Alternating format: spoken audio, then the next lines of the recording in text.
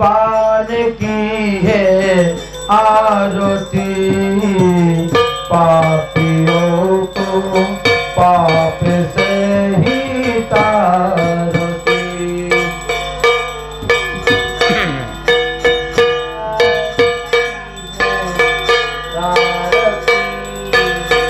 पापियों को पाप से ही तारती। ये अमर ग्रंथ, ये मुक्ति पंथ, ये पंचम वेद निराला, नव ज्योति जगाने वाला।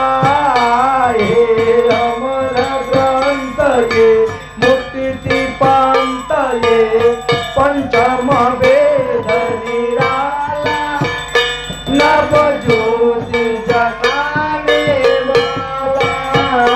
हरि नाम योही, हरि धाम योही, हरि नाम योही, घनश्याम योही।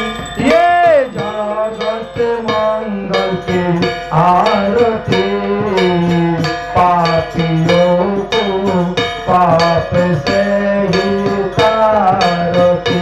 श्रीमद् भागवत भगवान की है आरती, पापियों को पाप से ही तारती। ये शांति गीति पावन पुनीत, पाप मिटाने वाला, हरि दर्शन कराने वाला। ये शांति पावन पुण्य पापों को मिटाने वाला, हरि दर्शन कराने वाला। ये सुख करनी, ये दुख हरनी, ये सुख करनी, ये दुख हरनी। श्री मधुसूदन की आरती, पापियों को पाप से ही तारती। श्री भागवत भगवान की है आरती, पापियों को पाप से ही तारती। ये मधुर बोल सत्य पंथ कुल, सत्य मार्ग दिखाने वाला, बिगड़ी को बनाने वाला। ये मधुर बोल सत्य पंथ कुल, सत्य मार्ग दिखाने वाला, बिगड़ी को बनाने वाला। श्री राम योही, घनश्याम योही, श्री राम ही, घनश्याम ही। ये भगवत महिमा की आरती, पापियों को पाप से ही तारती। श्रीमद् भागवत भगवान की है आरती, पापियों को पाप से ही तारती। हरे कृष्णा कृष्ण कृष्ण हरे हरे, हरे राम राम राम हरे हरे। हरे कृष्ण कृष्ण कृष्ण हरे हरे, हरे राम राम राम हरे हरे। हरे कृष्ण कृष्ण कृष्ण हरे हरे, हरे राम राम राम हरे हरे, हरे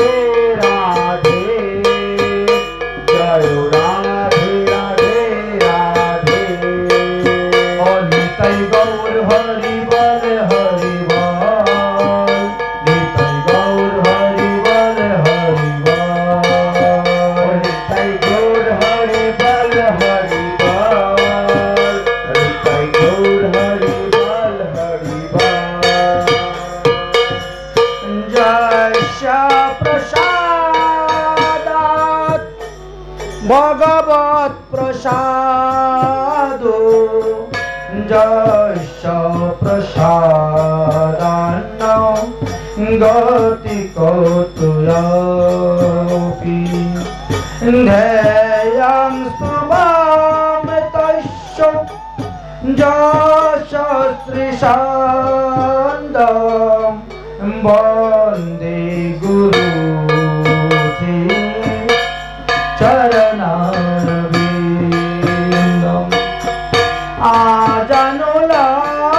आजानुलम्बितभुजो कनकावदातो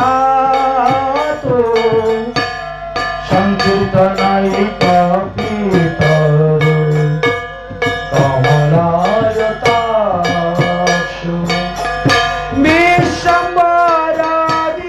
विश्वम्भरादिगमरो युगधर्मपालो वन्दे जगत्प्रियो करुणायावतारि नामति कलशाय जगन्नाथ सुताय सवित्राय सपुत्राय सकलत्राय ते नमः कस्तूरितिलकं ललाटपटले वक्षस्थले न कौस्तुभम् नासग्रीवरो मुहुतिकं करतले वेणुपुरे कङ्कणम् सर्वाङ्गे हरिचन्दनं सुललितं कण्ठे च मुक्तावने रूपश्रीपरिवेष्टितं विधलतु गोपालचूडामणि तप्त कंचन गौरांगी राधे वृंदावनेश्वरी विश्वभानुसुते देवी तं नमामि हरिप्रिये नारायणाय नमस्कृतं नरं चैव नरोत्तमं देवीं सरस्वती व्यासेन ततो जयमुदीरये षोडशवयसकी शरमूर्ति श्यामवर्णदिगम्बरा व्यासानन्द सुखमुनिचरणे कोटि कोटि करोत प्रणाम तुलसीकाननं जत्रो जत्र पद्मवनानि च पुराणं पठनं यतिरो ततिरो सन्निहितो हरि हरि भक्ति पराजे च हरिर्नाम परायणा दुर्वृत्तो वा सुवृत्तो वा तेषां नमो नमः वाञ्छाकल्पतरुश्च कृपासिन्धुभ्यो एव च पतितानां पावनेभ्यो वैष्णवेभ्यो नमो नमः जय रूप सनातन रघुनाथ श्री जीव गोपाल भक्त रघुनाथ जय गोस्वामी करी चरण बंधन जहाँ हईते विघ्न नाश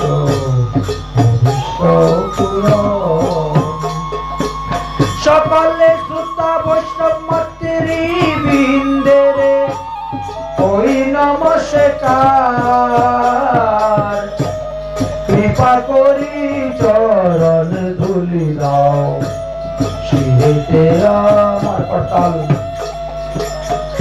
দূরে গামে প্রাদিমেন বৈশ্য স্কলতে পাদে নগতের মোহ শকেরি পাদষ্টি দানেন সন্তু সন্তু অবলম্বন শকেরি পাদষ্টি দানেন সন্তু সন্তু অবলম্বনম। बोलो श्रीमद्भागवत महापुराण की, श्री कृष्ण विप्रयन वेदव्यास जी की, श्री शुक मुनि की, श्री सुत मुनि की, परीक्षित महाराज की, शनकादि ऋषिवृंदों की, आपन अपन गुरुदेव की, आपन अपन इष्टदेव की, आज के आनंद की जय जय श्री राधेश्वर निताई गौर हरि हरि सर्व वेदांत सारहि श्रीमद्भागवतमृष्यते तद्रसामृतमिति पितस्य न अन्यत्र सातिरति कश्चित्। परमहंस शिरोमणि सुखदेव गोस्वामी पाद আসন্ন মৃত্যুগ্রস্ত পরীক্ষিতের সভাতে গিয়ে যেভাবে শ্রীমদ্ ভাগবত সপ্তাহ জ্ঞান যজ্ঞ অনুষ্ঠান করেছিলেন, আজ তাহার অন্তিম দিবস, সপ্তম দিবস। গতকালকে আমরা নবযুগেন্দ্র সংবাদ পর্যন্তই আস্বাদন করেছিলাম। এখন তার পরবর্তী বিষয় আমরা আস্বাদন করব। ব্রহ্মা আদি সমস্ত দেবগণ ক্ষীরসাগরে গিয়ে ক্ষীরসায়ী বিষ্ণুকে প্রার্থনা করলেন, হে প্রভু, পৃথিবীর ভার হরণ করা হয়ে গেছে, আর আমরা আপনাকে কষ্ট দিতে চাই না, আপনি আপনার দ্বারকা লীলা সংবরণ করে নিত্য লীলায় প্রবেশ করুন, নিত্য ধামে আপনি চলে যান। ভগবান চিন্তা করলেন, আমার বংশের মধ্যে 18 জন মহারথী আছে, তাদেরকে যদি সহস্তে বিনাশ করে না যায় আমার যদুবংশ, তাহলে মনে হয় এই পৃথিবীর ভার হরণ হবে না। এই 56 কোটি যদুবংশ, এদেরকে আমাকে বিনাশ করতে। তাই ভগবান তিনি কি করলেন, মুনি ঋষিদের দ্বারা অভিশপ্ত করালেন তেনারি বংশকে। দুর্বাসা ঋষি নিকটে যখন শাম্ব গিয়েছিলেন, শাড়ি পরে নারী রূপ ধারণ করে পরিহাস করতে উপহাস করতে গিয়ে মুনি ঋষিকে পরীক্ষা করতে গিয়ে দুর্বাসা ঋষি পুরিত হয়ে অভিশাপ দিলেন যে মুসলের দ্বারা তাদের 56 কোটি বংশ নাশ হবে। এই পর্যন্ত আমরা গতকাল আস্বাদন করেছিলাম। আজ তার পরবর্তী বিষয় ভগবান শ্রীকৃষ্ণ বললেন, আর বিলম্ব করা যাবে না। এই দেখো উল্কাপাত হচ্ছে, এই দেখো বজ্রপাত হচ্ছে, এই দেখো ভূমিকম্প হচ্ছে, দেখতে পাচ্ছ? অতএব ঋষির অভিশাপে আমাদের দ্বারকা নষ্ট হয়ে যাবে। যদি এই ব্রহ্মশাপ থেকে মুক্তি লাভ করতে চাও, তাহলে সবাই এখান থেকে পুণ্ডরিক তীর্থে যাও, আর সেখান থেকে তোমরা প্রবাস তীর্থে যাও। কারণ চন্দ্রের উপরেও ব্রহ্মশাপ ছিল, কিন্তু চন্দ্র কি করলেন? চন্দ্র ওই ব্রহ্মশাপ থেকে মুক্তি লাভ করার জন্য তিনি তখন সেইখানে গিয়ে বসে মহাদেবের তপস্যা করেছিলেন এবং ব্রহ্মশাপ থেকে তিনি মুক্ত হয়ে গিয়েছিলেন। তাই আমরাও যদি ওই প্রবাস ক্ষেত্রে গিয়ে দান করি, যজ্ঞ করি, তপ করি, হোম করি, তাহলে অবশ্যই আমরাও ব্রহ্মশাপ থেকে মুক্তি লাভ করতে পারব। তবে কাল আর বিলম্ব না করে চলো চলো, এখনই চলো সবাই। ভগবান যখন বলছেন তোমরা নৌকা যুগে সমুদ্র পার হয়ে যাও, ওখানে রথ দাঁড়িয়ে আছে, রথের মধ্যে করে সবাই যাও, আর বেশি দিন আমাদের দ্বারকা থাকবে না। দেখতে পাচ্ছ তো এখন 13 দিনে এক পক্ষ হচ্ছে, সাধারণত 15 দিনে এক পক্ষ হয়, কিন্তু ওই সময় এমন এসেছে 13 দিনে এক পক্ষ। ভগবান শ্রীকৃষ্ণ বললেন, তোমরা হয়তো জানো না, আমার উপরে একটি অভিসম্পাদ আছে। গান্ধারীর শতপুত্রকে কুরুক্ষেত্রের যুদ্ধে বধ করার পর গান্ধারী বলল, কৃষ্ণ তুমি বড় চতুর, তুমি চালাকি করে আমার 100টি পুত্রকে মারলে, তুমি আমার বংশকে নির্বংশ করলে, আমিও অভিসম্পাদ দিলাম। যখন 13 দিনে এক পক্ষ হবে সেই সময় কিন্তু তোমার বংশ নাশ হইবে। অভিসম্পাদ দিয়েছে। ভগবান শ্রীকৃষ্ণ বললেন, দেখো এখন 13 দিনে এক পক্ষ হওয়া আরম্ভ হয়ে গেছে, অতএব গান্ধারীর অভিশাপ কিন্তু কাজে লেগে যাচ্ছে। যদি বাঁচতে চাও তাহলে প্রবাস ক্ষেত্রে গিয়ে বসে তপস্যা আরম্ভ করে দাও। এমন সময় উদ্ধব মহাশয় এসেছে। উদ্ধব মহাশয় এসে বলছে, হে প্রভু, সাকাম উপাসনা করা সহজ, কিন্তু নিষ্কাম উপাসনা করা, নিরাকার উপাসনা করা কঠিন। সাকার আর নিরাকার। আপনি আমার সামনে আছেন, আপনার সঙ্গে কথা বলছি, আপনার হাত ধোয়াচ্ছি, পা ধোয়াচ্ছি, বাসন মেজে দিচ্ছি, কাপড় ধুয়ে দিচ্ছি, হ্যাঁ, রান্না বান্না, খাওয়া দাওয়া, গান কীর্তন, কিন্তু আপনি চলে গেলে আপনার ফটোর মধ্যে পূজা করে সেই সুখ পাবো, সেই আনন্দ পাবো? তাহলে সাকামের মধ্যে প্রেম বেশি সহজ, কিন্তু নিরাকারে আপনার যে ভাবভঙ্গি দেখতেছি তার মানে আপনি মনে হয় আর বেশি দিন থাকবেন না পৃথিবীতে। তো আপনি চলে গেলে আমরা কি নিয়ে বেঁচে থাকবো? ভগবান তখন চুপ চুপ এসব কথা বলতে পারে। ভগবান শ্রীকৃষ্ণ উদ্ধবের হাত ধরে নিয়ে চলে গেলেন এক নির্জন বনের ভিতরে। ভগবান শ্রীকৃষ্ণর উদ্ধব ছাড়া সেখানে আর কেউ নাই। ভগবান শ্রীকৃষ্ণ বলেন, উদ্ধব আমি আর মাত্র 7 দিন আছি। মনের কথা খুলে বলে দিলেন, আর মাত্র 7 দিন আমি আছি, 7 দিন পরে আমি আমার নিত্যধামে চলে যাব। আর আমি যখনই নিত্যধামে চলে যাব, সমুদ্রের জল এত উচ্চলিত হয়ে উঠবে, স্বর্ণের দ্বারকা ডুবিয়ে দিবে। এই স্বর্ণ দ্বারকা সমুদ্রের নিচে চলে যাবে, একটা লোক বাঁচতে পারবে না। এই জন্য সবাইকে বলছি, বেরো বেরো বেরো, সবাই বেরিয়ে যাও। যারা বেরোবে তারাই তো বাঁচবে, আর যারা থাকবে সবাই ডুবে মরবে। এই জন্য আমি বারবার বলছি। উদ্ধব তখন বললেন, তাহলে আপনি চলে গেলে আমি কি নিয়ে বাঁচব?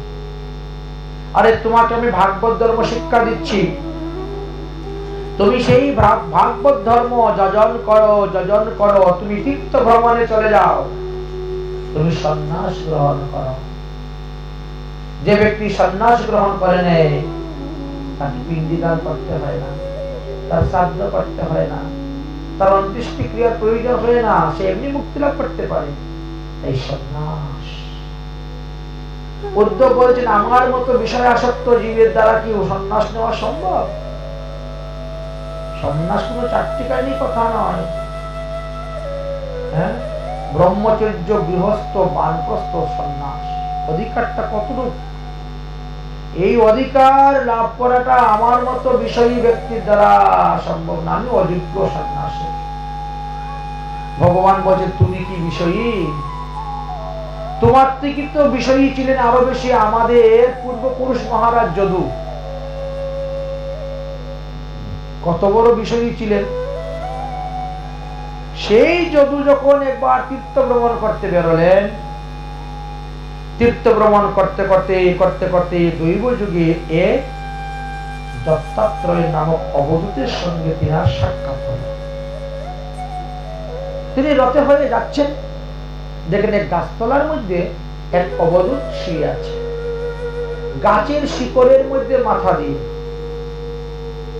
জল পান করার মতো কোনো পাত্র তার কাছে নাই,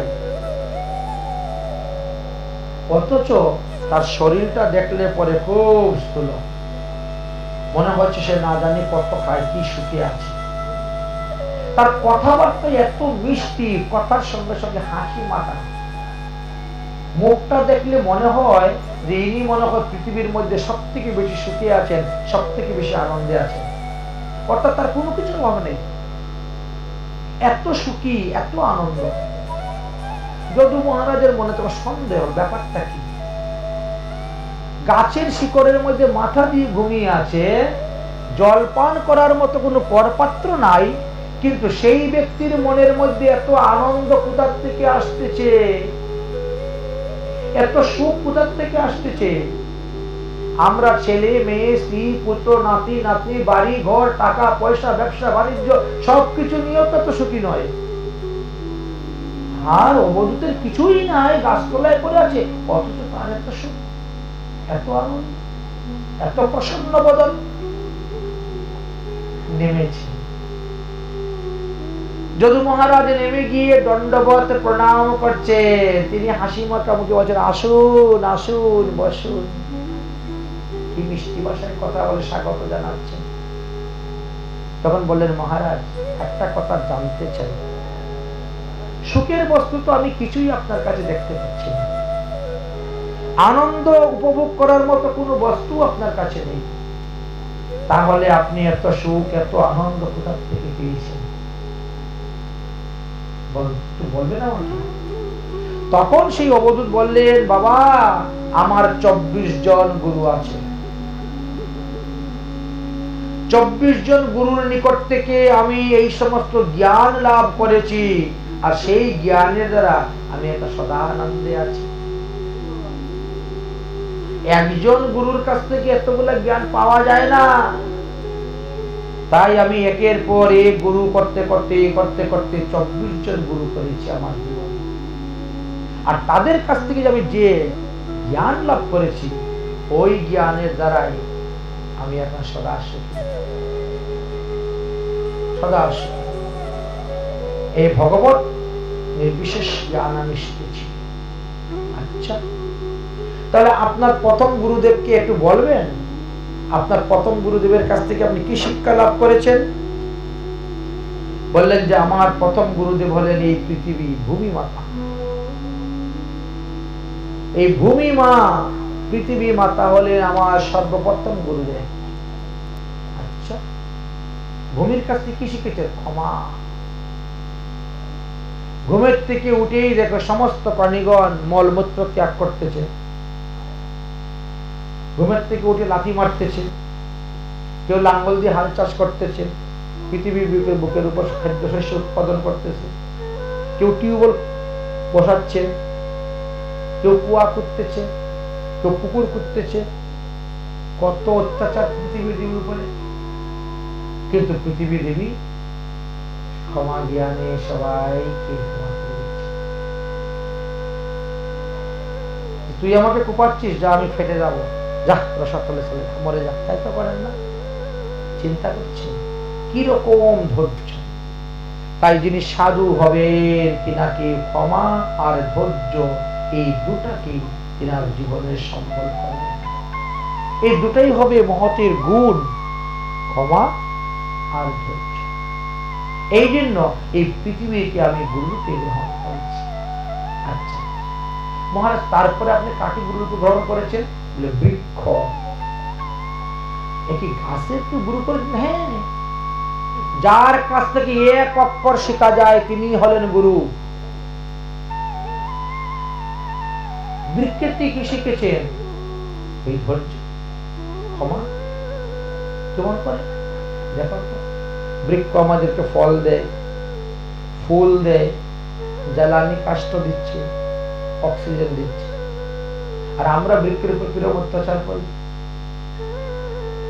গাছের ডাল ভেঙে নিয়ে চলে আসি, কুড়াল দিয়ে কেটে একেবারে শেষ করে দিই। কত গাছে ডাল কাটি, ডাল কাটলে পরে কি গাছ কি মনে করে যে এই ও আমার ডাল কেটেছে, আমি আর ফল দিব না, আমি ওকে ছায়া দিব না, আমি ওকে অক্সিজেন দিব না? তারপরেও সে ছায়া দেয়, অক্সিজেন দেয়, এলার্জি কষ্ট দেয়, তাই তাকে আমি গুরু করেছি। আচ্ছা মহারাজ, তারপরে আপনি কাকে গুরু করেছেন? বলে বায়ুকে গুরু করেছি। পবন দেবতা, বাতাসকে। কেন? বাতাসকে গুরু করে আপনি কি শিক্ষা লাভ করেছেন? বলে বাতাস সুগন্ধ এবং দুর্গন্ধ সব বহন করে নিয়ে যায়, কিন্তু কোন গন্ধের সঙ্গে সে লিপ্ত থাকে না। আসছে, দুর্গন্ধ পেয়েছে, ওইটা কি নিয়ে চলে যাচ্ছে। সুগন্ধ পেয়েছে, ওইটা কি নিয়ে চলে যাচ্ছে, কিন্তু গন্ধের সঙ্গে সে লিপ্ত থাকে না। একটু পরে গন্ধ আর নেই। গন্ধকে বহন করে সে নিয়ে যায়, কিন্তু গন্ধের সঙ্গে সে লিপ্ত থাকে না। শ্বাস, বাতাস আমাদের দেহের মধ্যে প্রবেশ হচ্ছে, দেহ থেকে বেরিয়ে যাচ্ছে, অথচ দেহের সঙ্গে লিপ্ত নাই, লিপ্ত থাকে না। এই ঢুকলো, বেরিয়ে গেল, ঢুকলো, বেরিয়ে গেল। ঠিক সাধু সন্ত মহাত্মারা, তারাও গৃহস্থের বাড়ি যাবেন, ব্রহ্মচর্যের বাড়ি যাবেন, বানপ্রস্থের বাড়িতে যাবেন, খাবেন, কিন্তু তাদের সঙ্গে লিপ্ত হবেন না। দুর্গন্ধ সুগন্ধ অর্থাৎ মান অপমান সবই বহন করে নিয়ে যাবেন, কিন্তু এতে লিপ্ত হবেন না, তবেই তিনি সুখী হতে পারবেন।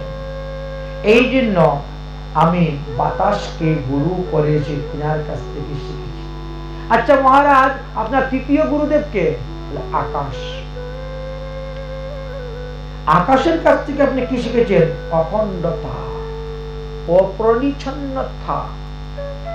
আপনি যদি 10টা ঘট বসিয়ে জল ঢালেন, 10টা ঘটের ভিতরে আকাশ দেখতে পাবেন। 10টা ঘটকে যখন ভেঙে দিবেন, তখন ঘটাকাশ, পটাকাশ মহাকাশের সঙ্গে মিলে যাচ্ছে, তাই না? তাই পৃথক পৃথক ভাবে দেখতে পাচ্ছেন আপনি, কিন্তু বাস্তবে সব জীবাত্মা এক, সব পরমাত্মার অংশ। তাই কায় মনোবাক্যে কোন জীবকে দুঃখ দিবেন না। জীবে সম্মান দিবে জানি কৃষ্ণ অধিষ্ঠান,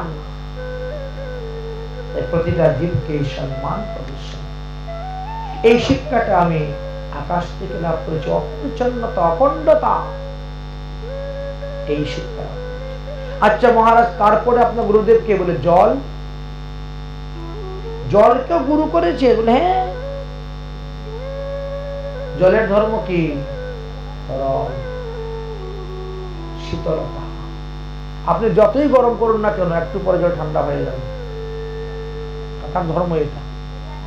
আপনি যতই 4 ডিগ্রি সেলসিয়াস বরফ বানান না কেন, একটু পরে ঠান্ডা হয়ে যাবে। জলের ধর্মই হলো আগুন নিভিয়ে দেওয়া।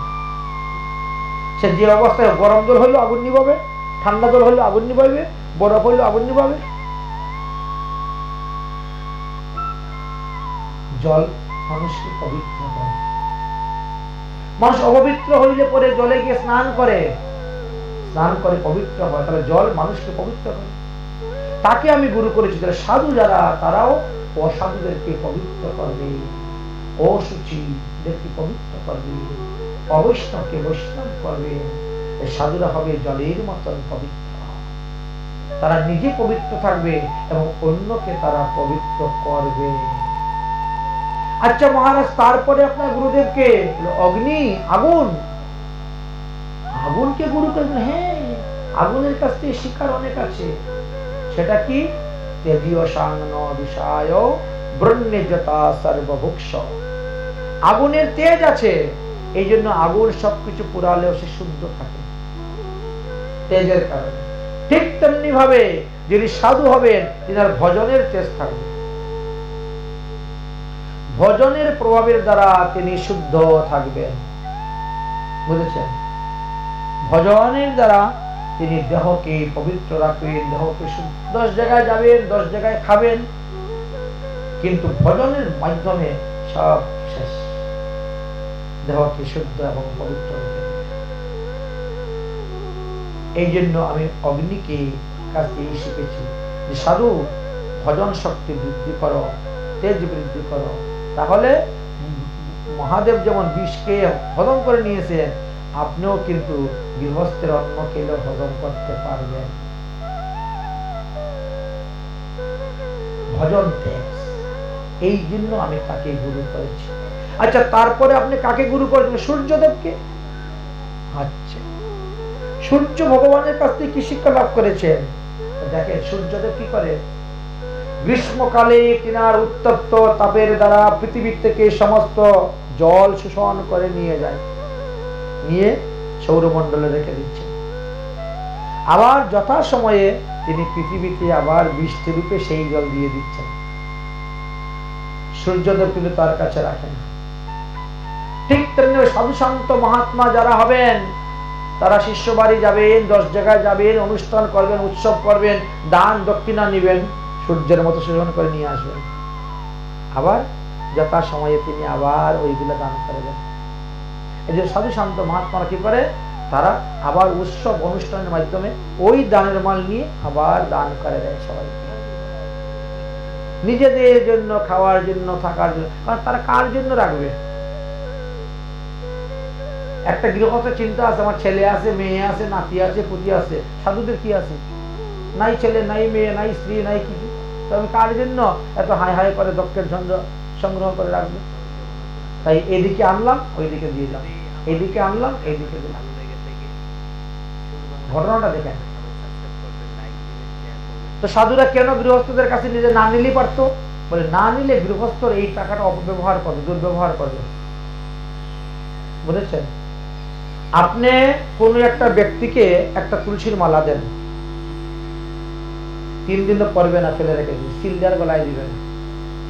কিন্তু সে যখন ওই মালাটাই বাজার থেকে 100 টাকা দিয়ে কিনে নিয়ে আসবে, তখন তার একটা মায়া থাকবে, বাবা 100 টাকা দিয়ে দিচ্ছি মালা, হ্যাঁ, তখন কিন্তু সিল দেওয়ার গীতে পড়বে। বুঝেছেন? এই জন্য পয়সা নেওয়া হয়। মহাপ্রভু সেবা করার জন্য রঘুনাথ দাস গোস্বামী গেলেন। অনেকদিন পরে তার বাবা খবর খুঁজতে খুঁজতে খুঁজতে খুঁজতে খবর পেয়েছে, ছেলে আমার আছে এখন নীলাচলে। আমার ছেলে নাকি ভিক্ষা করে খায়। আরে আমি জমিদারের ছেলে, 500 বছর আগে যার বাবার আয় ছিল 12 লক্ষ টাকা বাৎসরিক আয়, মাসে 1 লক্ষ টাকা আয়। 500 বছর আগে যে সময় 1 টাকা দিয়ে 8 মণ ধান কিনা যেত, 8 মণ চাউল কিনা যেত, সেই সময়ের কথা। আমি এত টাকা থাকতে আমি লোককে এত টাকা বুঝতাম করে, আমার ছেলে ভিক্ষা করে খাবে। টাকা পাঠিয়েছে লোককে, যাও বলবা ছেলেকে ঘর ভাড়া করে থাকতে, বানিয়ে থাকো, আর এই টাকা পাঠিয়েছে, বসে বসে খান, ভোজন করুন, ভিক্ষা করে খাবে কেন? পয়সা গ্রহণ করে না, বলছে যাও পয়সা নিয়ে যাও, আমি নিব না বিষয়ীর পয়সা। আবার চিন্তা করেছে, এই টাকা যদি বাড়িতে চলে যায় তাহলে হয়তো এই টাকা আবার অপব্যবহার হতে পারে, অপখ্যাতে যেতে পারে। থাকো, প্রতি মাসে 2 টাকা করে বৈষ্ণব সেবা দিব, ওই টাকা ফুরাইলে পরে তোমরা যাইবা, যারা টাকা নিয়ে এসেছে তোমরা ঘর ভাড়া করে থাকো, প্রতি মাসে 2 টাকা করে বৈষ্ণব সেবা, ওই টাকা শেষ হবে তারপর তোমরা যাও। নিজেও রাখলো না, আর টাকা আবার ফিরত বাবার কাছে পাঠাইল না। এবার চিন্তা করে দেখেন, আজকে তোমার টাকা 10,000 দিয়ে থাকে, তুমি কি করবা? যা মেয়ের জন্য একটা কিছু বানিয়ে দিই, মেয়ের একটা গলার কিছু বানিয়ে দিই, ছেলের জন্য একটা অমুক করে দিই। ভগবত সেবায় কিন্তু 10,000 টাকা লাগাইবা না। টাকা 10,000 আছে, ভগবত সেবা লাগাবো না? না, ছেলের ভবিষ্যৎ চিন্তা করো, মেয়ের ভবিষ্যৎ চিন্তা করবে। সাধু তো তাই নাই, সে ওই 10,000 টাকাই আপনার কাছে 10,000 টাকা নিবে, ওই 10,000 টাকা নিয়ে আবার ভগবত সেবা লাগাবে।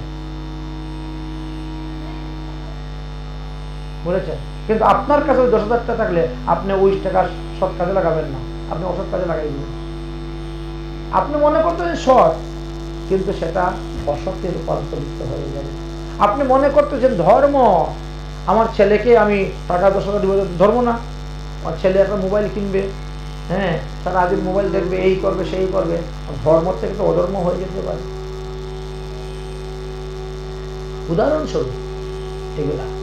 এই জন্য আমি সূর্যদেবকে গুরু বানিয়েছি। শোষণ করে নিয়ে যাচ্ছে, আবার প্রয়োজন মতো পৃথিবীতে বৃষ্টি দিকে ছেড়ে দিচ্ছে। সাধুরাও দেখেন না, কীর্তনীরা আসে না, এত টাকা দিলে কীর্তন দিব, এত টাকা দিলে ভোগ করাবো, এত টাকা দিলে পাঠ করবো বলে না, নিয়ে গেলে শোষণ করে, আবার সময় মতো সব ছেড়ে দিল, বৃষ্টির উপযোগিত করে দিল। এই জন্য সূর্যদেবকে গুরু করেছি। আচ্ছা, তারপরে আপনি কাকে গুরু করেছেন? বলে কবুতরকে গুরু করেছি। আশ্চর্য কথা, আপনি একজন এত তত্ত্বজ্ঞানী অবধূত হয়ে একটা কবুতর পাখিকে গুরু করলেন। শিকার আছে,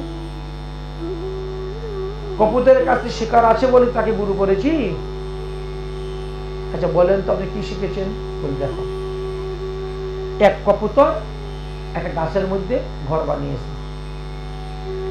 তো আমি তো তীর্থ ভ্রমণ করি, তীর্থ ভ্রমণ করতে করতে করতে করতে ক্লান্ত পরিশ্রান্ত হইয়া গিয়ে ওখানে বসেছি। এবার দিকে বাকবাকুম বাকবাকুম বাকবাকুম করতেছে। যা বাবা, এবার কখন পায়খানা করে দিবে ঠিক নেই, ঠিক না?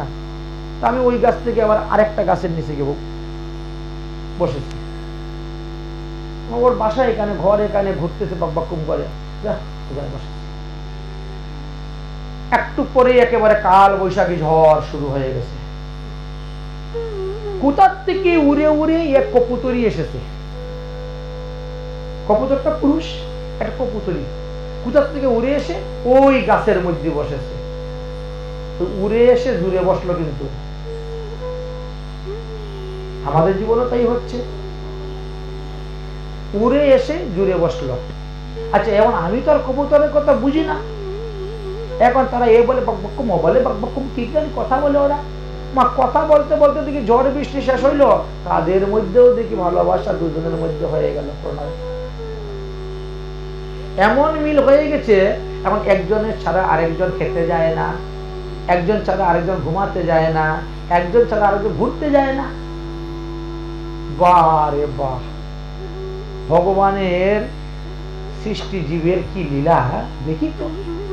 এবার দেখে দুজন একসঙ্গে খেতে যায়, দুজন একসঙ্গে উড়ে আসে ঘরে। কিছুদিন পরে দেখি কবুতরীর ডিম পেরেছে, দুজনের মধ্যে বিয়ে হয়ে গেছে, ডিম পেরেছে। এবার ডিম তো পেরেছে, আর কবুতরী বলছে ডিমগুলা তোকে পাহারা দিতে হবে, দিতে হবে, তুমি যাও খাবার নিয়ে আসো। ওই কাবুক কবুতর সে তখন ওই রওনা হয়ে গেল, বনে গিয়ে উড়ে গিয়ে নিজে খাইলো, আর স্ত্রীর জন্য খাবার মুখে করে নিয়ে আসলো, এনে স্ত্রীকে খাওয়ায়। দিনের মধ্যে 2 বার 3 বার যায়, আনে খাওয়ায়, যায় আনে খাওয়ায়। এই করতে করতে এবার ডিম ফুটে বাচ্চা বেরিয়েছে। কি আনন্দ না, কি সুখ! বাচ্চাগুলা কুঞ্জন কুঞ্জন করতেছে, আনন্দে আর ধরে না। কবুতরী বলছে ছোট ছোট শাবক বাচ্চা, এদেরকে রেখে যাওয়া যাবে না, তুমি খাবারের ব্যবস্থা করো। কবুতর কত কষ্ট করে এই দিনের মধ্যে একবার নিজে খাওয়ার, তারপরে স্ত্রীর জন্য, তারপরে ছেলে মেয়ের জন্য। 5-6টা ডিম বাচ্চা ফুটে বেরিয়েছে, কম ব্যাপার নাকি? কি কষ্ট চলতেছে সারাদিন, শেষে আর ডানা আর মানে না। বুঝতে পেরেছেন? কতবার উড়ে যাবেন, কতবার নিয়ে খাবার নিয়ে আসবেন? আর বাচ্চাগুলো যত বড় হচ্ছে তাদের খাবার ততই বাড়তেছে। এখন বাচ্চার পাখা না উঠলে, বাচ্চা উঠতে না পারলে সে তো খাবার সংগ্রহ করতে পারবে না, আর ততদিন পর্যন্ত তাকে খাওয়াতে হবে। তথাপিও মানুষ থেকে পশু পাখি ভালো। আর আমরা বাচ্চাকে বড় করিয়ে, চাকরি ধরিয়ে, বিয়ে করিয়ে, নাতি নাতি পাওয়ার পরেও, তারপরেও বাচ্চার সেবা করি আমরা। কিন্তু পাখিরা তা করে না। যতক্ষণ উঠতে পারে নাই ততক্ষণ খাওয়াবে, যখন উঠতে পেরেছ এবার তোমার কামাই তুমি খাও, আমার আর টেনশন নেই, এবার আমি আমার হরিভজন করি, তোমার কামাই তুমি খাও। সেই দিক থেকে বিচার করলে মানুষ থেকে পাখিরা ভালো। কারণ আমরা তো একেবারে বৃদ্ধ হয়ে যাই, তারপরও ছেলে মেয়েদের ভবিষ্যৎ চিন্তা করি, ভগবানের ভজন করি না। মাঠে যাব খাটতে, দোকানদারি করতে যাব ছেলের সঙ্গে সাহায্য করতে, গিয়ে দোকানে বসবো ছেলের ভবিষ্যৎ বানানোর জন্য। ছেলে তো বড় হয়ে গেছে, বিয়ে করে নাতি নাতল হয়ে গেছে, তারপরে এই কবুতর একদিন বলতেছে, গো কবুতরি, আমি আর পারতেছি না গো, আমার ডানায় আর মানতেছে না, বড় কষ্ট হচ্ছে আমার, চলো না আজকে দুজন মিলেই যাই খাবার আনি।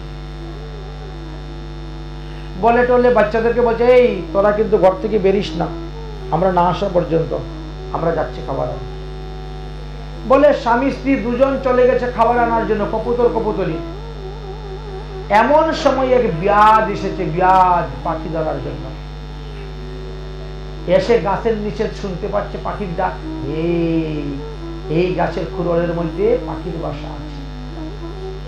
এক কাজ করে কি করলো, জাল পাতি দিল, জাল কতগুলো ভাত ছিটাইয়া দিয়ে দিল, ওই মুড়ি ধান ছিটাইয়া দিয়ে দিল, দিয়ে চুপচাপ বসে আছে জঙ্গলে লুকিয়ে। বাচ্চাদের তো পেটে ক্ষুধা লেগেছে, কি রে এতক্ষণ ধরে মা আসলো না খাবার নিয়ে, বাবা আসলো না খাবার নিয়ে, আজকে তারা কোথায় গিয়েছে খাবার আনতে? এই দেখতে একটু গলা বার করিয়ে আসতেছে কিনা। একটা আরেকটাকে বলতেছে, গলা বার কি বলছে, ভাই খাবার তো মা বাবা আসেন নাই, কিন্তু খাবার তো দেখি আমাদের গাছের নিচেই পড়ে আছে। এই মা বাবার চোখ কি কানা হয়ে গেছে নাকি, অন্ধ নাকি, দেখতে পায় না? গাছের নিচে এত খাবার থাকতে কোথায় গিয়ে মরেছে, এতক্ষণ ধরে আসে না, পেটের ক্ষুধা সহ্য হচ্ছে না, মা বাবাকে গালি দিচ্ছে, অন্ধ কানা, চোখে দেখে না। চিন্তা করতে পারছেন কার জন্য আপনি করতে যাচ্ছেন?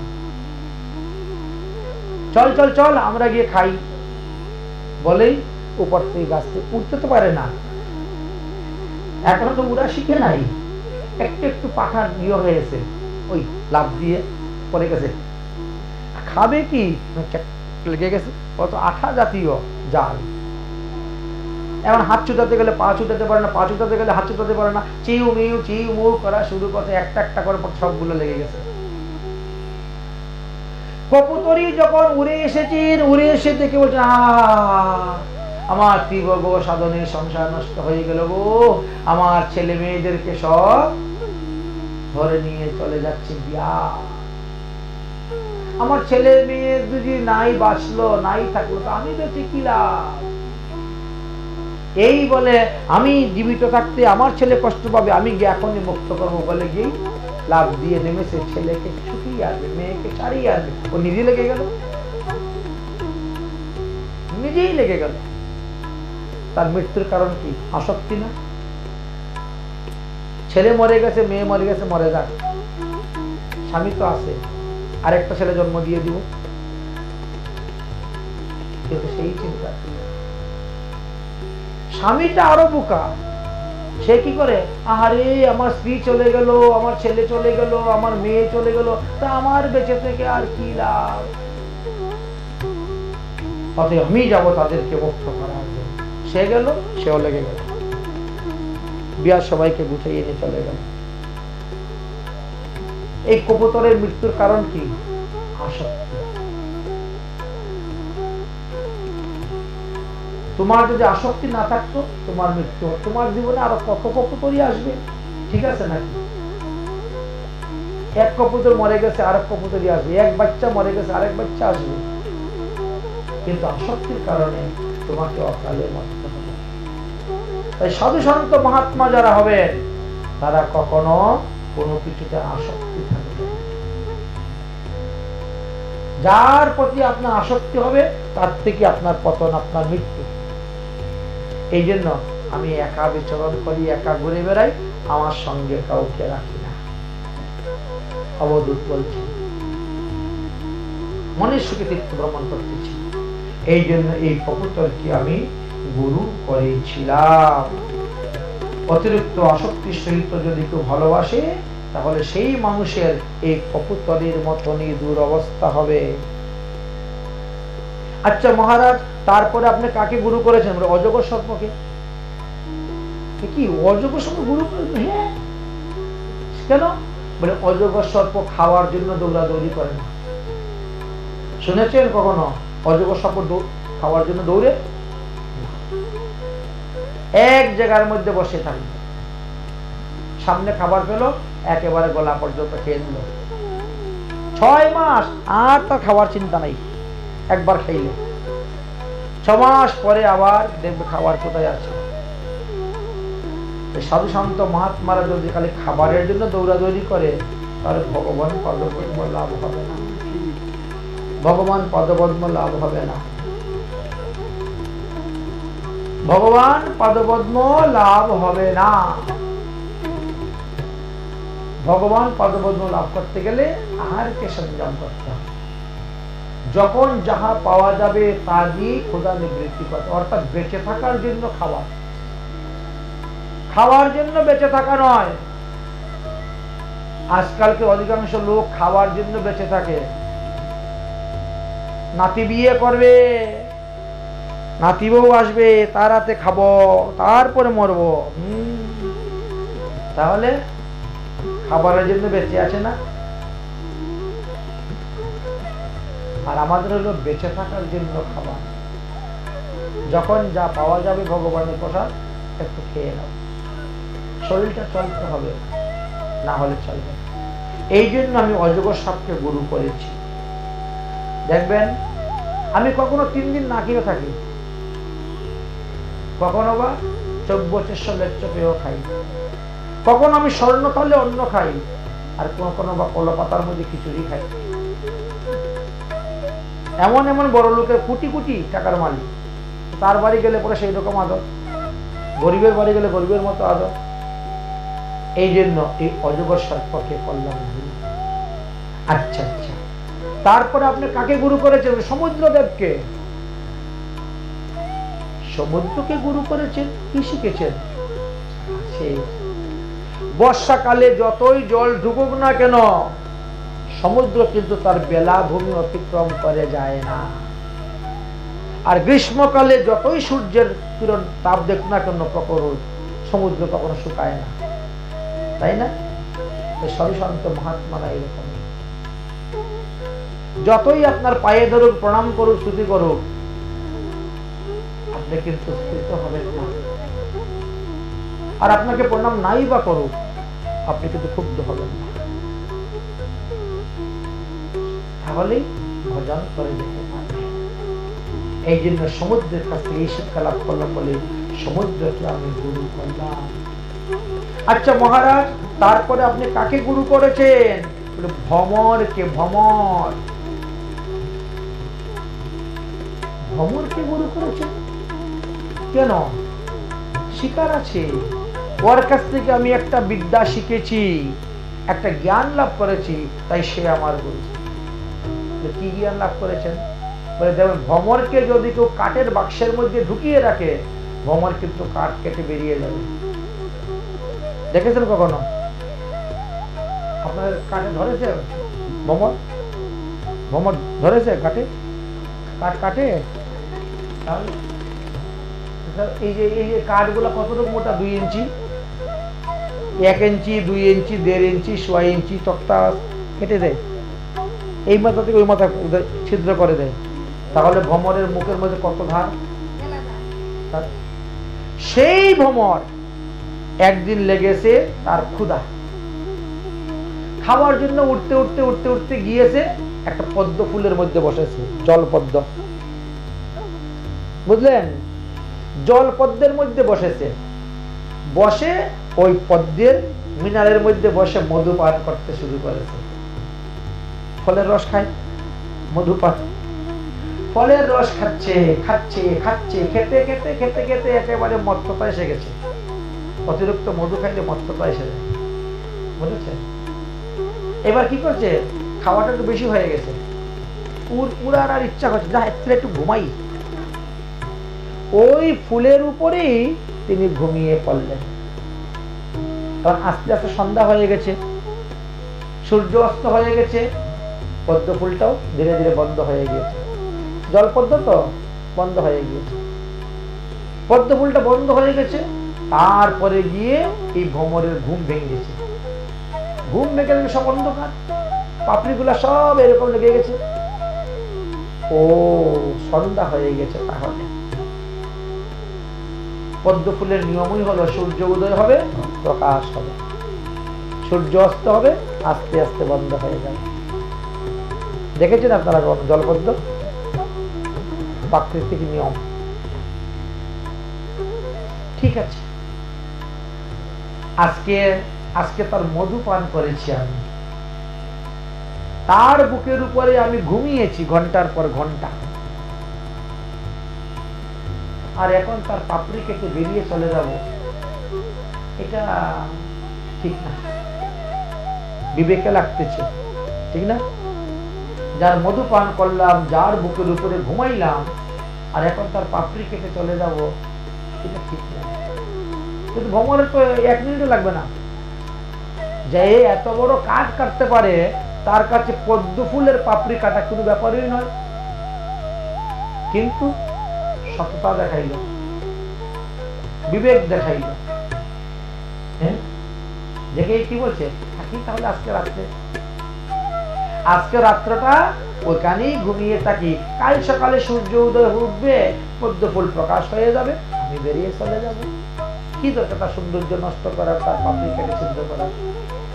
বলে বাহ, মনের আনন্দে ঘুমাচ্ছেন, ঘুমটা তো ভালোই হবে, উপর ঠান্ডা বাতাস লাগবে না, কিছুই লাগবে না, পদ্ম ফুলের ভিতরে এমন আরামের ঘুম, মনে হচ্ছে একেবারে এসি ঘর, ঘুমিয়ে আছেন। রাত্রিবেলা একদল জঙ্গলি হাতি নেমেছে, আর একেবারে পদ্ম ফুল সহ ভ্রমরকে খেয়ে ফেলেছে। কি হলো? বেরিয়ে যেতে পারলো, মরে গেল। ঠিক তাই এই কারণে আমি গুরু করেছি। মানুষ কি করে? বিবাহ করে, স্ত্রী রূপী ফুলের মধু পান করে, তার বুকের উপর ঘুমায়, আর শেষে তাকে ত্যাগ করে সন্ন্যাস গ্রহণ করে হরিভজন করতে কোন বিবেকে বাজারে যায় না। আর শেষে কি হয়? ওখানেই মরবে, ওখানেই পরে মরবে, স্ত্রীর চিন্তা করে, আর পরজন্মে তুমি আবার স্ত্রী লোক হয়ে জন্মগ্রহণ করবে। আসক্তি হলো পতনের মূল। এই শিক্ষাটা আমি ভ্রমরের কাছ থেকে লাভ করলাম। ও যদি ফুলের পাপড়ি কেটে বেরিয়ে যেত, তাহলে তার মৃত্যু হতো না, তার মৃত্যু হতো না। মায়াটা কোথায় করতে হবে, আসক্তিটা কোথায় লাগাতে হবে, সেটা বুঝতে হবে। বলছেন কাম কৃষ্ণ কর্মার্পণে, ক্রোধ ভক্ত দ্বেষী জনে, লোভ সাধু সঙ্গে হরি কথায়। কোন কোন জিনিসটা কোন দিকে লাগালে পরে আপনার মঙ্গল হবে? কারণ দেহের মধ্যে যে 6 রিপু কাম, ক্রোধ, লোভ, মোহ, মদ, মৎসর্য, দম্ভ, এদেরকে কেটে ফেলে দিতে পারবেন না, কিন্তু এদের পরিবর্তন করে কাজে লাগাতে পারেন। এইদিকে কাজ না করে ওইদিকে কাজ করে, এইদিকে কাজ না করে ওইদিকে কাজ করে। তাহলে এদেরকে দিয়ে আপনি ভগবত পদপদ্ম লাভ করতে পারবেন। যে কাম, ক্রোধ, লোভকে নরকের দ্বার বলা হয়েছে, তার গতি পরিবর্তন করে দেন, ঘুরিয়ে দেন, তাহলে এই কাম, ক্রোধ, লোভ হয়ে যাবে আপনার ভগবত প্রাপ্তির দ্বার স্বরূপ, বৈকুণ্ঠের দ্বার স্বরূপ হয়ে যাবে, গোলক ধামে যাওয়ার রাস্তা হয়ে যাবে। কাম কৃষ্ণ কর্মার্পণে, ক্রোধ ভক্ত দ্বেষী জনে, লোভ সাধুসঙ্গ হরিকথায়। কি বাবা করিতে পারে কাম ক্রোধ সাধকের, যদি হয় সাধুজনার সঙ্গ? এই জন্যই সাধুজনার সঙ্গ। তাই আমি গুরু করলাম। বুঝতে পারলাম? আচ্ছা আচ্ছা, তারপরে আপনি কাকে গুরু করেছেন? বলে মৌমাছিকে। মৌমাছিকে গুরু করেছেন, শিকার আছে। মৌমাছি দেখেছেন কত দূর থেকে গিয়ে গিয়ে মধু এনে এনে থাক ভর্তি করে রাখে, আর শেষে মানুষ গিয়ে সব মধু চুরি করে নিয়ে চলে আসে। তাই যজ্ঞের মতো ধন জিনিস সংগ্রহ করবেন, ওই ধন থেকে তার প্রাণ নাশ হওয়ার সম্ভাবনা আছে। এই জন্য দান করলে পরে ধন শুদ্ধ হয়।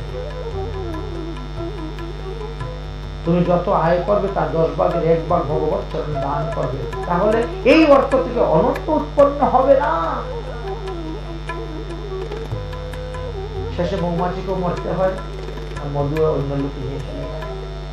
আমাদের এরকম হয়, চোরে কিছু নিয়ে যায়, ডাকাতে কিছু নিয়ে যায়, পুলিশে কিছু নিয়ে যায়, উকিলে কিছু নিয়ে যায়, ডাক্তারে কিছু নিয়ে যায়, কবিরাজে কিছু নিয়ে যায়, বিভিন্ন খাতে খাতে চলে যায়। এই জন্য আমি মৌমাছিকে গুরু করেছি।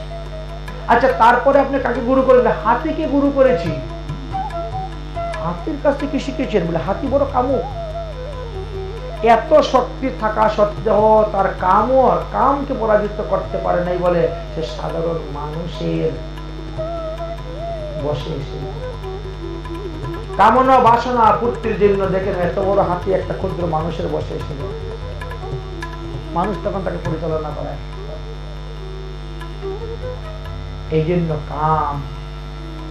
কামনা বাসনা ত্যাগ করতে, ত্যাগত শান্তি নিরন্তরম, যত ত্যাগ করতে তত শান্তি লাভ করতে পারবে। যারা হাতি ধরে তারা কি করে? জঙ্গলে গিয়ে মস্ত বড় একটা গর্ত বানাবে, গর্তের উপরে কি করে? বাঁশ দিবে, বাঁশের উপরে কি করে? বাঁশের ড্রাম চাষ দেয়, তার উপরে হালকা হালকা মাটি দিবে, তারপরে ওখানে ঘাস লাগাবে, কলা গাছ লাগাবে চতুর্দিকে, মধ্যেখানে শুলা দিয়ে তৈরি করে একটা হস্তিনী সাজাবে, বানাবে, বানিয়ে রং টং করে দূর থেকে মনে হবে একটা হাতি দাঁড়িয়ে আছে এমন ভাবে। আর ওই হস্তিনী যখন ঋতুবতী হয় তখন তারা যেভাবে ডাকে ওইভাবে ওরা ডাকবে, লুকিয়ে লুকিয়ে ওই অভিনয় করে। কামুক হাতি মনে করবে এর এত ঋতুবতী হয়েছে, তাহলে আমি গিয়ে তাকে গর্ভদান দিব। এই কামুক হাতি যখন দৌড়ে আসে হস্তিনীকে গর্ভদান দেওয়ার জন্য, আর তখন হুড়মুড় করে ভেঙে সব গর্তের মধ্যে পড়ে যায়। সেইখান থেকে উঠার মতো কোনো উপায় নাই। থাকতে থাকতে থাকতে থাকতে অনাহারে শরীর দুর্বল হয়ে যায়। আর তখন ওই মাহুতরা কি করে? যারা হাতি ধরে, একটু খাবার ধরে একটু শিখাবে, একটু খাবার দিবে একটু শিখাবে, না শিখলে খাবার দিবে না। এই করতে করতে করতে করতে দেখেন এইটুকু মানুষ এত বড় হাতিকে বশ করে নিয়ে চলে আসে। কারণটা কি? এই হলো। তাই যদি এই কামনাকে আমরা নিজেদের আওতায় আনতে না পারি, কন্ট্রোল করতে না পারি, তাহলে আমরাও তাদের হাতের পুতুল হয়ে যাব। এই জগতে অনেক লোক আছে, অনেক লোক আছে তাদের হাতের পুতুল, বুঝেছেন? তারা যা বলবে তাই করবে, যা শুনবো তাই, কারণ কামনা বাসনা পুতুল যাবে না। এই জন্য বললেন তাহলে পতন হবে। এই শিক্ষা হাতির কাছ থেকে লাভ করেছি। আচ্ছা, এই জন্য আমাদের কোনো লোভ নেই। আর যারা সাধু হবে তারা তাই করবে, না হলে হাতির মতন কিন্তু তারাও কিন্তু এদের বসে এসে যাবে। তাই সাধু হয়ে তোমাকে গৃহস্থের কথায় নাচতে হবে, ব্রহ্মচর্যের কথায় নাচতে হবে, বানপ্রস্থের কথায় নাচতে হবে। কিন্তু সন্ন্যাস হলো 4 বর্ণের শ্রেষ্ঠ আশ্রম, 4 বর্ণের গুরু আশ্রম হলো সন্ন্যাস। এইবার আচ্ছা মহারাজ, তারপরে আপনি কাকে গুরু করেছেন? বলে হরিণকে। হরিণের কাছে কি শিক্ষা লাভ করেছেন? বলে দেখেন, যারা হরিণ শিকার করে তারা কি করে? বাঁশি বাজায়, তির্যক সুরে বাঁশি বাজায়।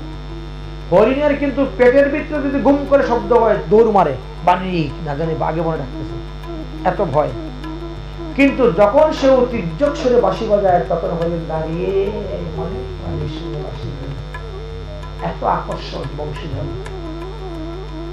হরিণ তখন নিস্তেজ চুপ হয়ে দাঁড়িয়ে শুনিয়ে হরিণের এই বাঁশি ধ্বনি, আর তখন এই বিয়ার নিশান লাগাই দেয়, মেরে ফেলে। তো এখানে কি সাধুদেরকে গ্রাম্যকর্তা শ্রবণ করবে না, গ্রাম্যকর্তা গ্রাম্য বার্তা শ্রবণ করবে না সাধুরা। যদি গ্রাম্যকর্তা শ্রবণ করে তাহলে ওই হরিণের মতন তাদেরকেও বিদ করবে। গ্রাম্যকর্তা মানে স্বামী স্ত্রীর গুজ্জ গোপনীয় কথা, এইগুলো সাধুরা শুনবেও না, বলবেও না। শুনলে বললে কাম দেবে, সে যাবে, দিবে 5টা বান মেরে তোমার হরিণের মতো বিদ করে ফেলে দিবে। তখন তুমি সন্ন্যাস আশ্রম থেকে আবার গৃহস্থ আশ্রমে চলে যাবে। বানকাশির মতো কুকুর যেমন একবার ত্যাগ করলো আবার সেটা গ্রহণ করে, তাই না? কুকুরে দেখেছেন বমি করে বমি খেয়ে নেয়, ঠিক তেমনি ভাবে ত্যাগ করার পরে যদি কেউ আবার গ্রহণ করে সে বানপাসী বমি করা গ্রহণের মতো হয়। এই জন্য আমি হরিণকে গুরু করেছি। আচ্ছা মহারাজজি, তারপরে আপনি কাকে গুরু করেছেন? বলে মাছকে। মাছ আপনার গুরু? হ্যাঁ। কেন, শিকার আছে না মাছের কাছ থেকে? তো মাছের কাছে কি শিখবেন আপনি? বলে দেন, একটা মাছ বেঁচে থাকার জন্য পুকুরের মধ্যে পর্যাপ্ত পরিমাণ খাবার আছে। মাছ তো মাটি খেয়ে থাকতে পারে, একটা মাছ আরেকটা মাছকে খেয়ে বাঁচতে পারে, কুপ খেয়ে বাঁচতে পারে, জুপ খেয়ে বাঁচতে পারে, জলের মধ্যে যে ময়লা শ্যাওলা সেগুলা খেয়ে বাঁচতে পারে, জার্মনি খেয়ে বাঁচতে পারে। তার কিন্তু বেঁচে থাকার জন্য খাবারের কোনো অভাব নেই পুকুরে। তারপরেও যদি কেউ বর্ষির মধ্যে ভালো একটা খাবার নিয়ে টুক দেয়, যত নিচেই থাকুক না কেন গভীর জলে মাছ ফুস করে এসে ধরে ফেলবে, খাবারের লোভ। আর যেই ধরলো বর্ষিটা গলার মধ্যে লেগে গেল, টান দিয়ে তুললো, নিয়ে কেটে চেয়ে ফেললো। মৃত্যুর কারণটা কি? ভালো খাবারের জন্য লাভ দিয়ে গিয়েছিল না, ভালো ভালো খাবে বলে। সাধু শান্ত মহাত্মাও যদি ভালো ভালো খাবারের জন্য দৌড়াদৌড়ি করেন, তাহলে কিন্তু পতন হবে। এই জন্য মহাপ্রভু দেখলেন না, ছোট হরিদাসকে ত্যাগ করে দিলেন। তুমি কালকে একবার এত সুন্দর শুভ্র চাল নিয়ে আসলে তো ঘামনি চাউল ভোগ দিলে খাওয়া, আজকে মাত্র খেয়ে নিয়ে এসেছি। পরপর 3 দিন যখন হয়ে গেছে তখন জিজ্ঞেস করলাম,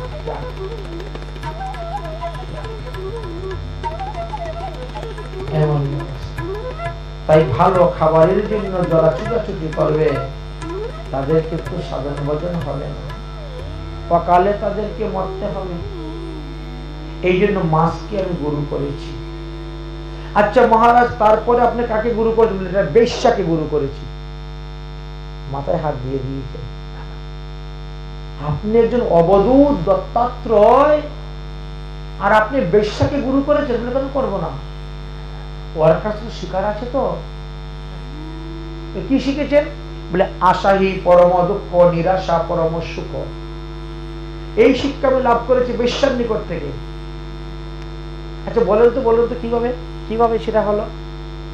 বলে বেশ্যারা কি করে, সন্ধ্যার সময় দেবেন ভালো করে সেজে গুজে একবারে রাস্তায় গিয়ে বসবে, বারিন্দায় বসবে, ঘোরাফেরা করবে, কারণ কোন পুরুষ লোক তাকে বহুমূল্য টাকা দিয়ে কিনে নিবে।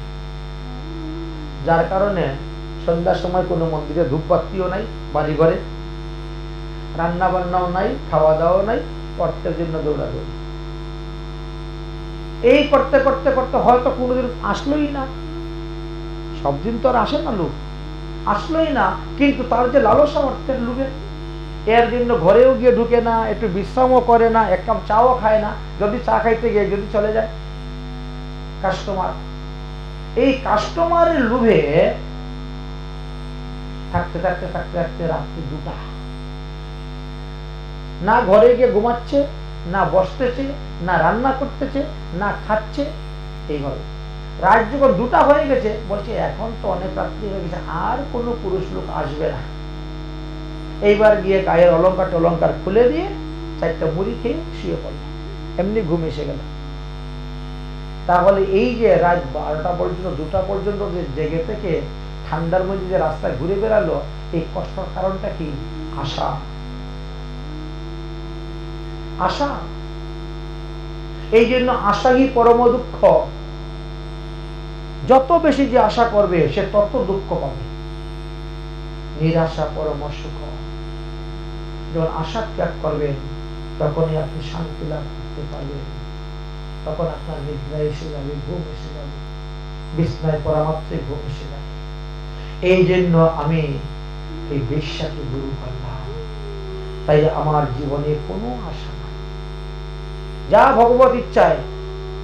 আমি কখনো সোনার পালঙ্কে ঘুমাই, স্প্রিং এর জাজিমে ঘুমাই, খাট পালঙ্কে ঘুমাই, আর কোনোদিন থেকে এই জায়গায় মাটির মধ্যে শুয়ে আছি।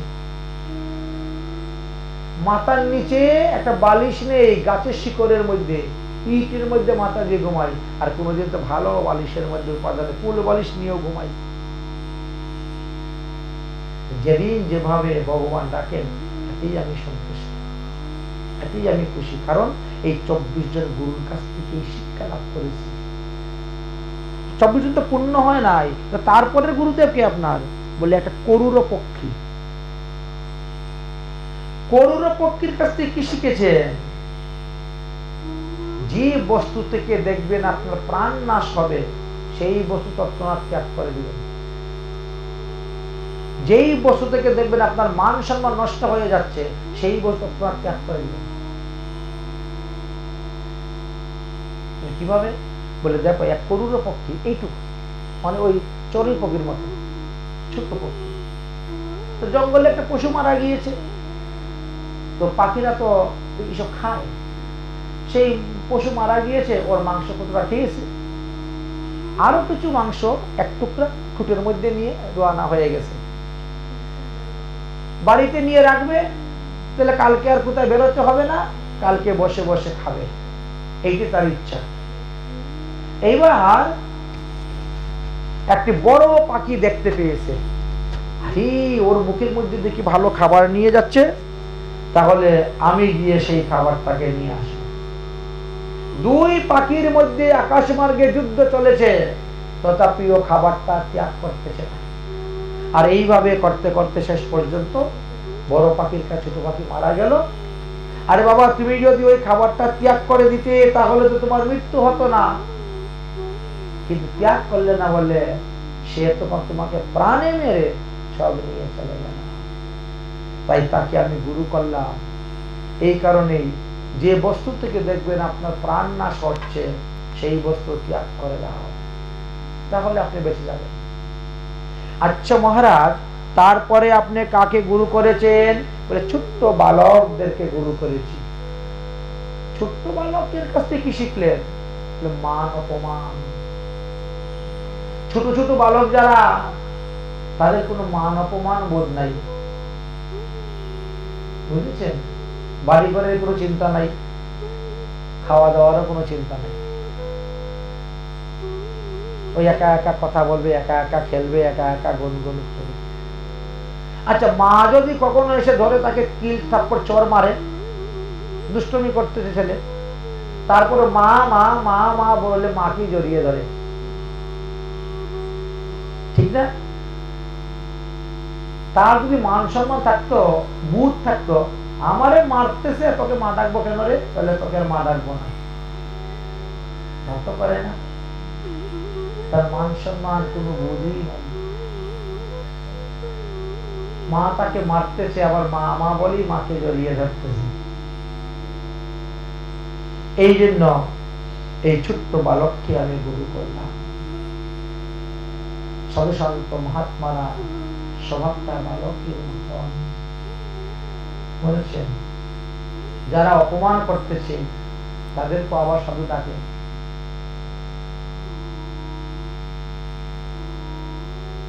সে মনে করে না যে আমাকে এত অপমান করলো, আমাকে এত কিছু বললো, না তাকে আর ডাকবো না, জগতে কি মানুষের অভাব করেছে, আবার তাকেই ডাকে। তাই আমি এই বালককে গুরু। আচ্ছা, তারপরে আপনি কাকে গুরু করেছেন? বলে একটা কুমারী কন্যাকে গুরু করেছি। কেন? বলে বহু বাসীন কলেহ এই শিক্ষা আমি তার কাছ থেকে লাভ করেছিলাম। সেটা কিরকম মহারাজ? বলে এক আগেরকার দিনে তো কুমারী কন্যার বিয়ে হতো, কুমারী কন্যাদের বিয়ে হতো, তো এক ব্যক্তি তার ছেলেকে বিয়ে করাবে, কুমারী কন্যা কোথায় আছে খুঁজতে বেরিয়েছে। ঘুরতে ঘুরতে ঘুরতে ঘুরতে সংবাদ পেয়েছে ওই গ্রামের অমুক বাড়িতে একটা কুমারী কন্যা আছে। এইবার এসে তিনি উপস্থিত বাড়িতে। বাড়িতে যখন এসে উপস্থিত হয়েছেন ওই বাড়িতে, তখন ওই বাড়িতে কুমারী কন্যা একাই বাড়িতে আছে। তার মা, বাবা, ভাই সব কাজ করতে চলে গেছে মাঠে। কুমারী কন্যাকে বললেন, তোমার মা কোথায়, বাবা কোথায়, ভাই কোথায়? ওটা কাজ করতে গিয়েছে, সন্ধ্যার আগে ফিরে আসবেন, সন্ধ্যা বিকাল 4টা-5টায় আসবেন। তো আপনারা বসুন, আমি রান্না বান্না করতেছি, খাওয়া দাওয়ার ব্যবস্থা করব। বলে রান্না করতে গিয়ে দেখে রান্না করে হাঁড়িতে চাল নেই। এবার কি করি ভাই, ধান তো আছে ঘরে। এইবার তিনি উদক ফুল নিয়ে গেলেন ধান কোটার জন্য। আর 2 হাত ভর্তি তো চুরি, ধান করতে গেলে ঝন ঝন শব্দ হয় শরীর।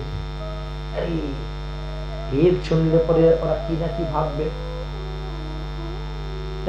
খুলে ফেলি। ওই একটা একটা করে সব হাতের থেকে চুরি খুলতে শুরু করেছে। যখন এই হাতে একটা চুরি, ওই হাতে একটা চুরি, এখন তার শব্দ হয় না। তার মানে কি, বহু বাসেন কলহ। যত বেশি লোক থাকবেন তত বেশি ঝগড়া হবে। একটা পরিবারের মধ্যে 2-3 ঝগড়া একই রকম, যার যে মতো জানি চলতেছে। এই জন্য সাধু শান্ত মহাত্মারা কি করে, সর্বদা একা থাকে, সঙ্গে কাউকে রাখে না, নেয় না। সঙ্গে নিলেই তার সঙ্গে কত কত কথাবার্তা চলতেই থাকবে, সাধন বদন হবে না। এই বহুবাসন কলহ শিক্ষাটা লাভ করেছিলাম, এই জন্য তাকে আমি গুরু করেছি। আচ্ছা মহারাজ, তারপরে আপনার গুরুদেব কে? বলে একটা কামার, কর্মকার কামার, দান বানায় যে ওগুলা। হ্যাঁ, ওই সেই কামার, সেই লোহা লাখ করে কাজ করে। তো আপনি এত বড় উচ্চ পদস্থ লোক হয়ে একটা শূদ্রকে, একটা কামারকে আপনি গুরু বানাইলেন? শিক্ষার আছে ওর কাছ থেকে, এই জন্য আমি গুরু করেছি। কি শিখেছেন?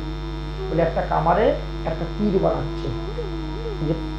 আগেরকার দিনে তীর ধরল তো চলতো, তীর বানাচ্ছে। এখন বন্দুক, তীর বানাচ্ছে। তো তীরটা এমন ভাবে বানাচ্ছে, একবার আগুনে দিচ্ছে, একবার পুড়তেছে, একবার পিটতেছে হাতুড়ি দিয়ে, আবার এরকম করে দেখতেছে, আবার পিটতেছে, আবার তুলতেছে, আবার দেখতেছে। মানে তার সমস্ত ইন্দ্রিয় সবকিছু ওই তীরের উপরেই। পাশে দিয়ে এক রাজা চলে গেল ঢাক ঢোল বাজিয়ে, তার কোনো হুঁশ নেই। যখন তীর বানানো শেষ হয়ে গেল, আরে এত লোকের ভিড় তীরে, এখানে কি হচ্ছে? তুমি বুঝতে পারলে, তোমার দোকানের সামনে দিয়ে রাজা চলে গেছে, গিয়ে ওইখানে ভাষণ দিবেন, এই জন্য ভিড়। আমি তো বুঝতেই পারলাম না, কারণ তার সমস্ত ইন্দ্রিয় তখন তীরের মধ্যে ছিল। তাকে এই জন্য গুরু করেছি যে আমরা যখন সাধন ভজন করতে বসবো, তখন আমাদের সমস্ত ইন্দ্রিয় গুলাকে ভজনের দিকে লাগিয়ে দিব, তাহলে বাইরের কোনো শব্দ, বাইরের কোনো কথা আমাদের কানের মধ্যে প্রবেশ করবে না। এই জন্য তিনাকে আমি গুরু করেছি। আচ্ছা মহারাজ, তারপরে আপনি কাকে গুরু করেছেন? বলে মাকড়সাকে গুরু করেছি। মাকড়সার কাছে কি শিক্ষা লাভ করেছে? বলে দেখেন মাকড়সা কি করে, তার মুখ থেকে সুতা বের করে জাল বুনে। দেখেছেন মাকড়সার জালটা কি সুন্দর? কেন জাল বুনে? ওই জালের মধ্যে এসে লাগবে পোকা, আর আমি বসে বসে খাবো। আর শেষে কি হয়? ওই জালের মধ্যেই মরে যায়, জাল গুটিয়ে আর যেতে পারে না। তাই আমরা ওইরকম জাল তৈরি করি। হাঁস পালবো, মুরগ পালবো, ছাগল পালবো, কুত্তা পালবো, হ্যাঁ, ছেলে বিয়ে দিব, মেয়ে বিয়ে দিব, বাড়ি বানাবো, গাড়ি বানাবো, চাকরি করবো, ইন্স্যুরেন্স করবো, ব্যাংক ব্যালেন্স করবো, এত টাকা পাবো, বৃদ্ধকালে বসে বসে খাবো। শেষে ওই সমস্ত গুটিয়ে আর কেউ বৃন্দাবন যেতেও পারে না, হরিভজন করতেও পারে না। এই জন্য এইখানে বলেছেন, এই জন্য আমি মাকড়সাকে বানিয়েছি গুরু, তার কাছ থেকে এই শিক্ষা লাভ করেছি। এক মাকড়সার 4টা পুত্র সন্তান হয়েছে, বুঝেছেন? এখন মাকড়সা বলতেছে, হে পুত্রগণ, আমি তো এখন বৃদ্ধ হয়ে যাচ্ছি, বুঝেছিস? অনেক তো তোদেরকে খাওয়ালাম, শিখালাম, বড় করলাম, আমি আর এখন খাবারের জন্য দৌড়াদৌড়ি করবো না, আমি এই জালের মধ্যে কানে বসে থাকবো, তোরা আমাকে খাবার এনে দিবি। ওমা, এখন খাবার নিয়ে আসতে গেলে তো দৌড়াদৌড়ি করতে গেলে খাবার অনেক সময় ছুটে পালিয়ে যেতে পারে। কাজ করব, ওই আমরা যখন শিকার ধরবো, শিকার মানে খাবার, তখন তোমাকে খবর দিব, তুমি আসবা। এসে তুমি আমার এখানে বসে খাওয়া। ছেলেকে 4 ভাগ করে দিয়েছেন, জালটাকে 4 ভাগ করে দিয়ে দিয়েছেন। তুমি এই অংশ, তোমার ওই অংশ, তোমার ওই অংশ, তোমার ওই অংশ, একজন আরেক একজনের অংশে যাবে না। আচ্ছা ঠিক আছে। অথচ 4 ছেলেই আমাকে খাওয়াবে, যে যখন খাবার ধরবে আমাকে ডাকবে। তো ডাকবো কেমন করে? মোবাইল তো নাই, আর মোবাইল দিয়ে ফোন করে দিব যে আসো, ধরেছি, টেলিফোন তো নেই, ডাকবো কেমন করে? তো মাকড় সাহেব বুদ্ধি করলো কি, বলে আমার পায়ের মধ্যে সুতা বান, ওই ছেলের খাবার ধরলে ওই সুতাতে টান দিবে, আমি চলে যাব। ওই ছেলে খাবার ধরলে ওই সুতাতে টান দিবে, আমি বুঝবো হ্যাঁ ওই ছেলেটা চলে যাবো খেতে। মাকড়সা সুতা বেঁধে দিয়েছে, এইভাবে চলছে। খাওয়া দাওয়া বেশ ভালোই, আজকে এই ছেলের বাড়ি, কালকে ওই ছেলের বাড়ি, পরশু ওই ছেলের বাড়ি খাওয়া দাওয়া চলছে। একদিন 4 ছেলেই একসঙ্গে খাবার ধরে ফেলছে, আর 4 জনে দিয়েছে যেমন টান, শেষ মাকড়সার অবস্থা।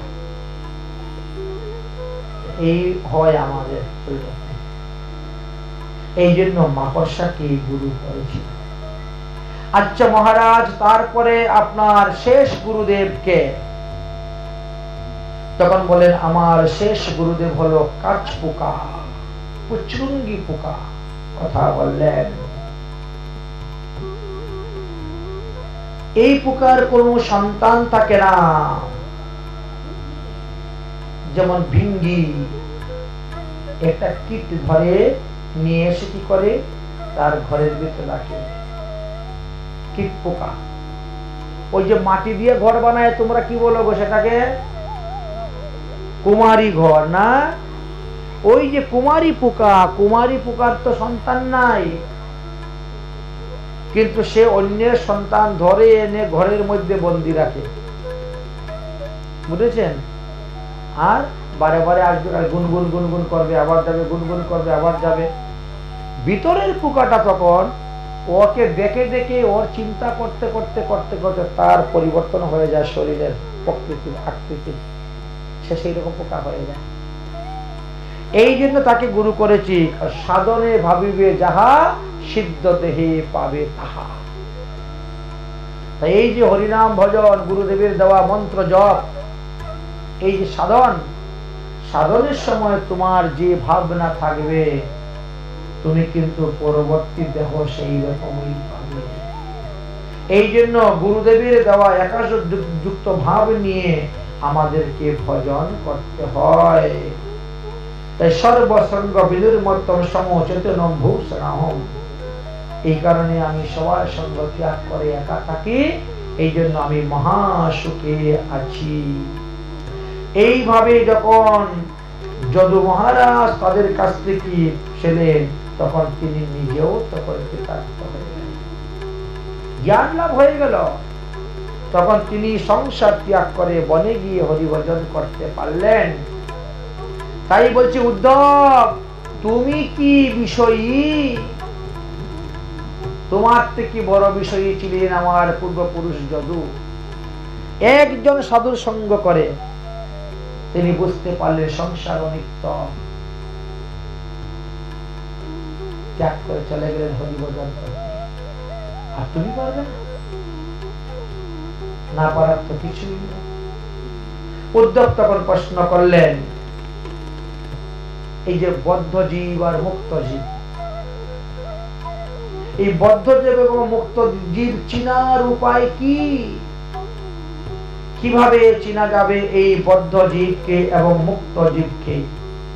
তার লক্ষণটা আমাকে বলুন।